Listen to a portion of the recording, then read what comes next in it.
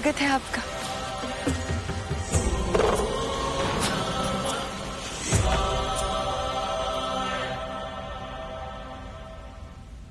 बहुत सुंदर है।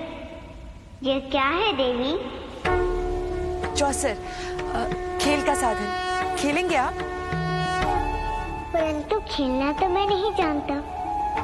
मैं सिखा दूंगी। आप आइए, बैठिए चौसर के उस ओर।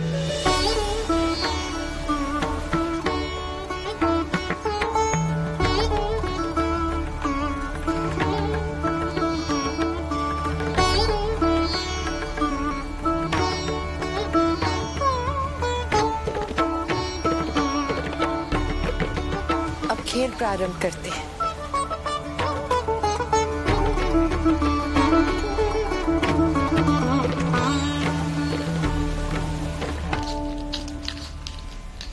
अब यही चौसर आपको सब कुछ स्मरण दिलाएगा महादेव।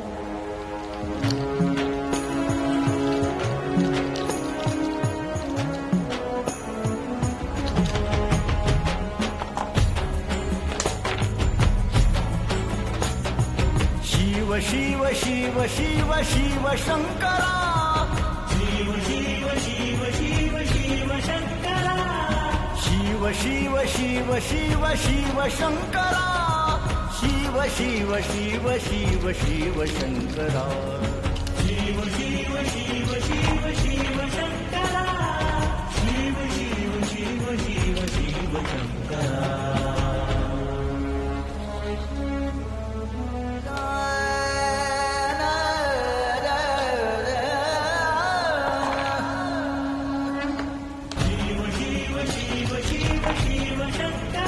ये तो बहुत आनंददायक खेल है देवी।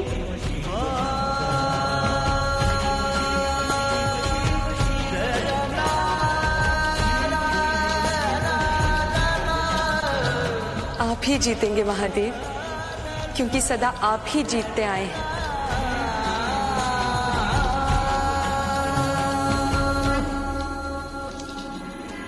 शिव कैलाशों के वासी, धोली धारों के राजा, शंकर संकट हरना,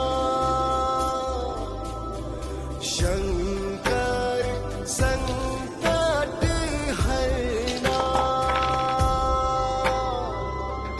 हो शिव कैलाशों के वासी, धोली धारों। बोलिए महादेव, इस बार जीत किसकी होगी? जिसकी जीत तुम चाहोगे। तो इस बार जीत मेरी होगी। तुम्हारी जीत पर मुझे गर्व होगा गिरिजा।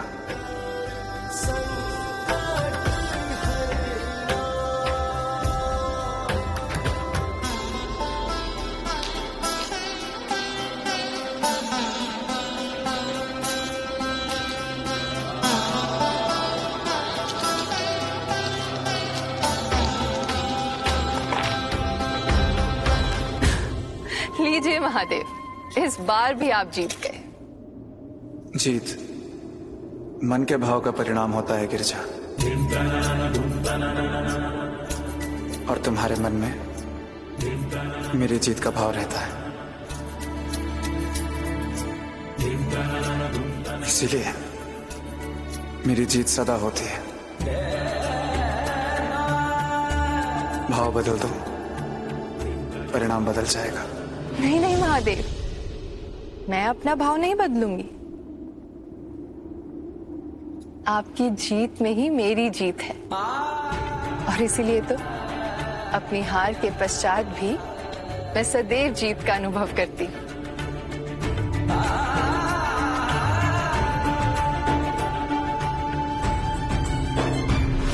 मैं जीत क्या देवी?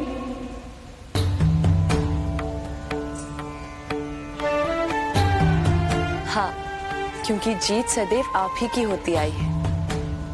सदा मेरी जीत? हाँ, स्मरण कीजिए।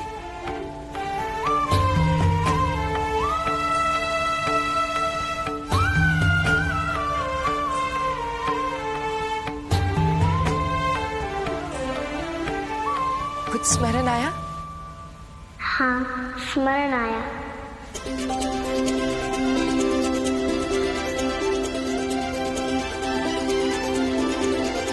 क्या? यही कि मैंने आज से पहले इस खेल को कभी नहीं खेला है और ना ही कभी देखा है।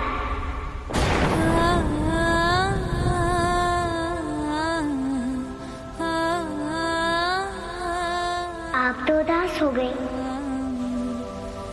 नहीं, नहीं तो।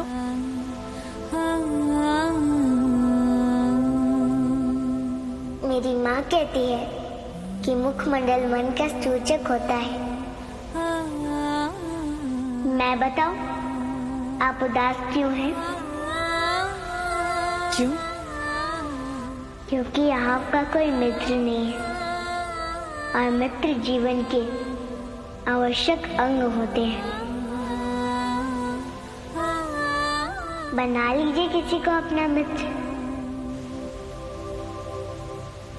आप बनेंगे मेरे मित्र?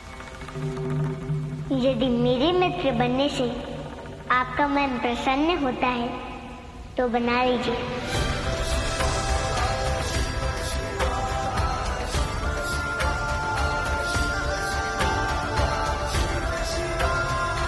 मित्र।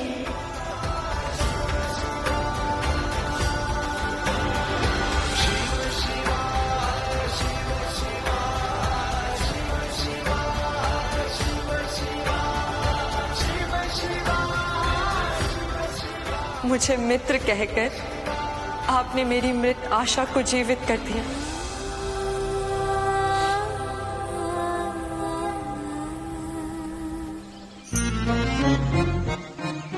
मित्र, मित्र, कहाँ हो मित्र? मित्र शिव।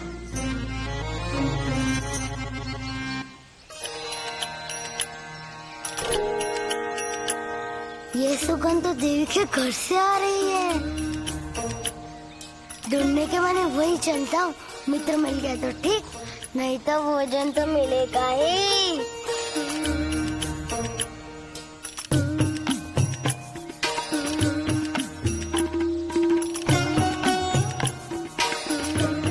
ऐसा प्रतीत होता है कि मेरा मित्र शिव भी यही है। देखता हूँ चलकर, भोजन को भी मित्र को भी।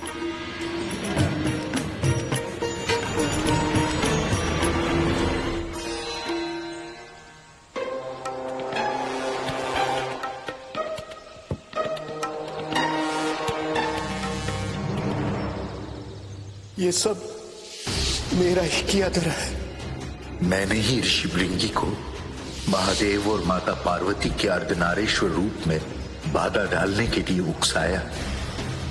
मैं तुम्हारी माता सरस्वती तुम्हें यह श्राप देती हूँ कि तुम पृथ्वी लोक पर मूढ़ बालक बनकर जन्म लो।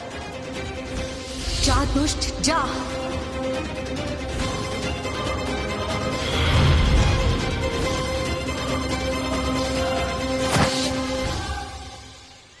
अरे अरे, कौन हो तुम? कहाँ जा रहे हो? मैं अपने मित्र शिव के पास जा रहा हूँ। ये परपंची यहाँ भी आ गया। इसे तो अपने प्रभु और माता से दूरी रखना होगा,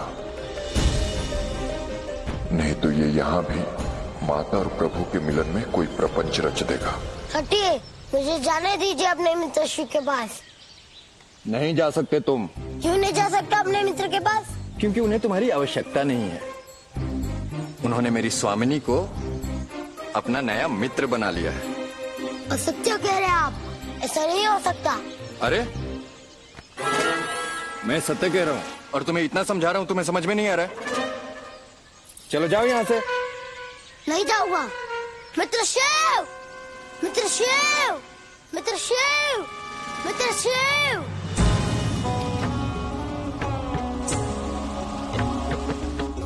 किसी ने मुझे पुकारा क्या? मित्र, आप अपने खेल पर ध्यान लगाइए, अन्यथा आप हार जाएंगे। हो गए संतुष्ट? मिल गया प्रमाण कि तुम्हारे मित्र अब तुम्हें अपना मित्र नहीं मानते? कब से बुला रहे हो तुम उन्हें? आए वो? तो अब अपनी मित्रता समाप्त समझो और जाओ अब यहाँ से तुम। माता पिता को खो चुका हूँ। एक मित्र था, उसे भी खो दिया। बताऊंगा माता को शिव के विषय में। शिव ने ऐसा क्यों किया?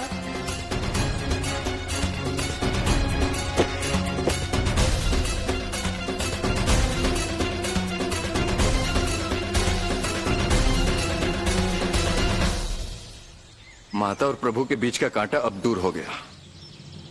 माता, माता, माता, भ्राता श्री देव, भ्राता श्री देव, नारायण। घर में कोई नहीं है। कहाँ गए सब लोग? माता अनुसुईया देव और नारायण के साथ नए वस्त्र लेने हाट गई हैं। नए वस्त्र? केवल दोनों भ्राता श्री के लिए? हाँ, क्योंकि शिव जो वस्त्र पहनते हैं वो बाहर कहाँ मिलते हैं। और मैं, मेरे वस्त्र? देवी अनुसुईया को तुम्हारा ध्यान नहीं रहा होगा मुड़।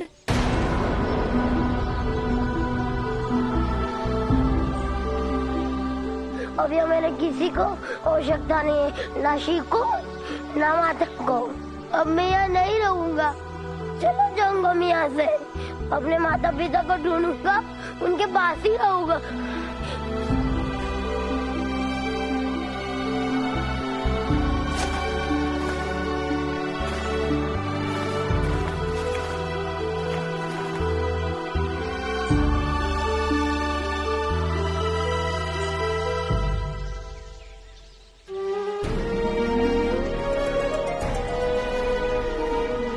अब मुझे किसी की आवश्यकता नहीं है, तुम्हारे भी नहीं मित्र शिव। अब मैं जा रहा हूँ।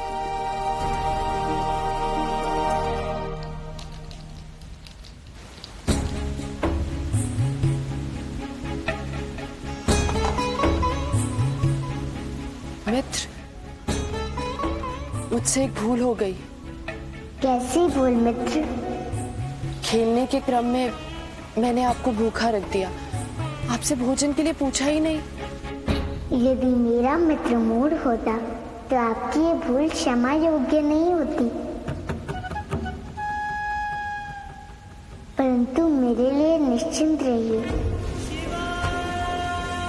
भोजन मिला तो ठीक, नहीं मिला तब भी ठीक। आप कितने अच्छे हैं, मेरी भूल को भी भूल नहीं कह रहे। आइए भोजन कर लेते हैं। आपका भोजन तो बहुत स्वादिष्ट होगा। बिना भोजन ग्रहण किए आपको कैसे पता? सुगंध से। सुगंध के कारण ही तो यहाँ चला आया मित्र। सुगंध से कुछ स्मरण आया? हाँ, स्मरण आ रहा है।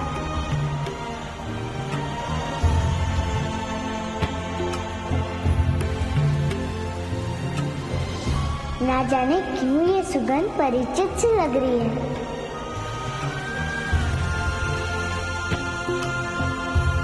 भोजन करेंगे तो परिचित लगने का कारण भी समझ जाएंगे। आइए। नहीं,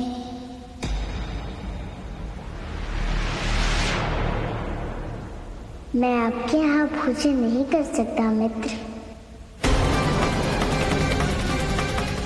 क्यों? क्योंकि माँ की आज्ञा नहीं है, और जब तक माँ की आज्ञा नहीं होगी मैं आपके घर भोजन नहीं करूँगा मित्र।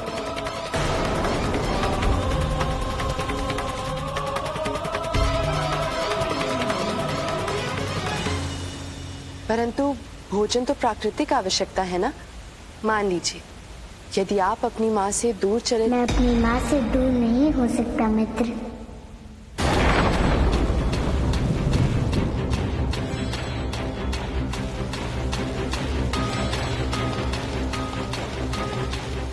ठीक है, मान लीजिए यदि आप वन में हो तो क्या आप वहाँ भी कंदमूल खाने के लिए? हाँ, वहाँ भी। मैं अपनी माँ की आज्ञा के बिना कंदमूल नहीं ग्रहण करूँगा।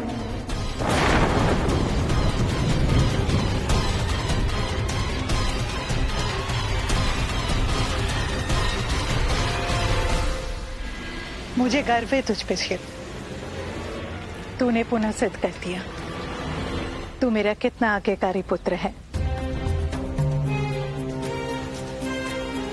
अब सारा संसार तुझसे ही माता के महत्व को सीखेगा।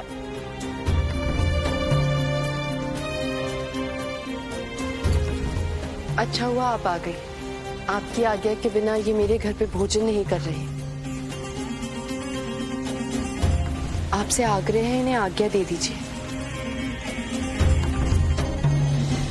फिर मेरे घर के भोजन का क्या होगा देवी पार्वती? वो तो नष्ट हो जाएगा। ये फिर कभी भोजन कर लेगा यहाँ। आज आज्ञा दीजिए। माँ, आप कहीं गई थी? हाँ, तुम सबके लिए वस्त्र लेने गई थी। घर जा रही थी, फिर मुझे आभास हुआ कि तू यहाँ है, इसलिए आ गई। देवी पार्वती, माता और पुत्र का यही है पवित्र संबंध, जहाँ संचार का कोई बाहरी माध्यम नहीं होता है। माध्यम होता है तो केवल हृदय की तरंगों का।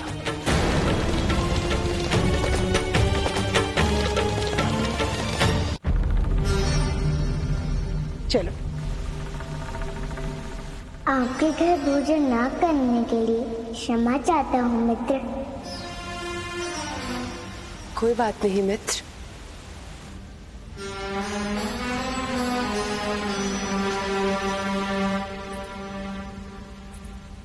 अभी तो ये आरंभ है।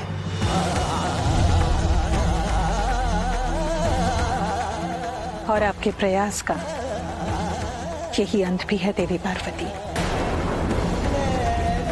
मेरे पुत्रों को आप मुझसे अलग नहीं कर सकती, और शिव को तो कदापि नहीं।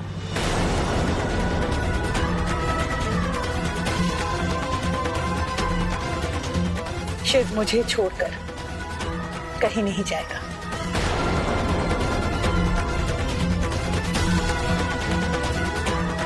मेरे और शिव के इस पवित्र बंधन को तोड़ने का आपका ये प्रयास व्यर्थ है देवी पार्वती।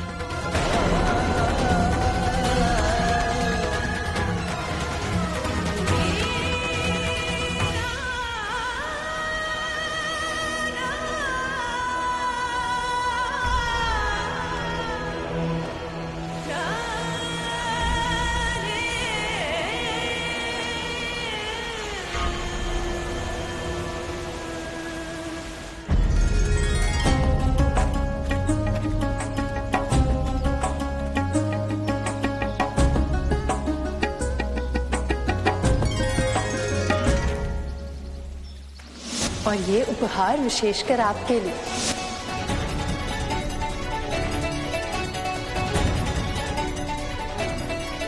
आपके घर भोजन ना करने के लिए क्षमा चाहता हूँ मित्र। कोई बात नहीं मित्र। अभी तो ये आरंभ है।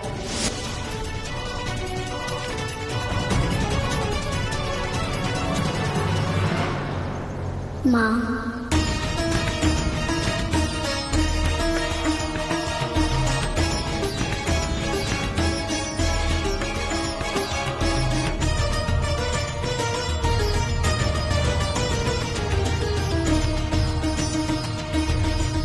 मेरी माता किस उलझन में है? उलझन? कैसी उलझन? वो तो आप ही बताएंगी माँ।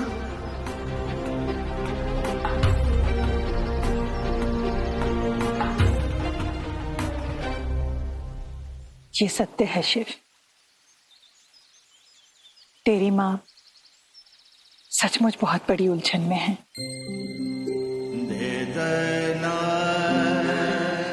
सदा भय लगा रहता है, कहीं तुम तीनों को खो ना दो,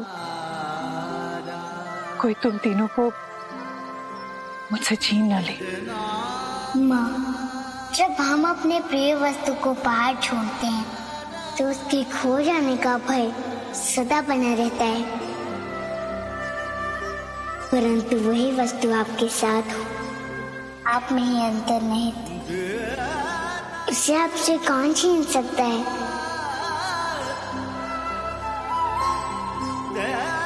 माँ का हृदय संतान की छोटी छोटी खुशियों में बसता है। उसे किसी और भाव में अभिव्यक्त नहीं कर सकते।